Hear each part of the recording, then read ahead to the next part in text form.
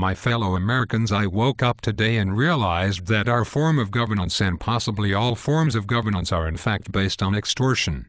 I can illustrate this with the following two stories. Let us first consider the case of a pizza parlor owner who has two men walk into his store introducing themselves as representatives from the local Merchants Protection Cooperative. The men explained that they are there to help protect the owner's business. They comment on the transitional status of the neighborhood and warn that there are many marginal types of people still hanging around. They offer to make sure that these questionable types of people do not interfere with the daily operations of his business. There will be no stick-ups in the store, no broken windows or vandalism, and his delivery drivers will be safe when they are out on the street. All the owner has to do is agree to hand over a percentage of his earnings to the local Merchants Protective Cooperative on a weekly basis. The owner considers and decides that he will take a chance and forego the men's offer.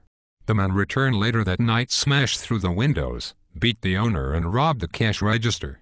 They return the next day and offer the man the same deal. It is clear that these two men are mafioso and they are in fact engaged in an extortion racket. They claim to have the owner's interest in mind while they are the real threat. Let us now consider the funding for the federal government. A government representative walks into the same pizza parlor, introduces himself and explains his employer's tax policy. The representative tells the store owner that his payments based on a percentage of his earnings are funding the government, which is in turn protecting his business and the country from harm. The owner tells the representative that he does not require the services of the government and would instead like to keep his money and provide for his own defense. The representative leaves and returns with armed men who attempt to arrest the owner. He refuses to go and is beaten, tasered, dragged away and thrown in jail.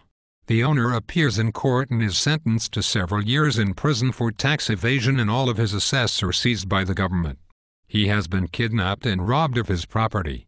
The extortion taking place here is of no less degree than in the preceding example. We claim to have the owner's interest in mind, but we are the real threat. In closing, I urge all citizens of this great nation to claim independence on all their tax forms, and when I send men to collect what is owed, peacefully resist all attempts to steal your life and property. The beating, kidnapping and possible murdering of civilians that will ensue will demonstrate to all of your neighbors the evil that my government is capable of. Hopefully, this will inspire many more brave citizens to follow in your path, and after all, I cannot arrest all of you unless I have the tax money to pay officers. Soon enough you may all be free from the leviathan that is sucking the lifeblood out of human productivity. Good night and may God bless America.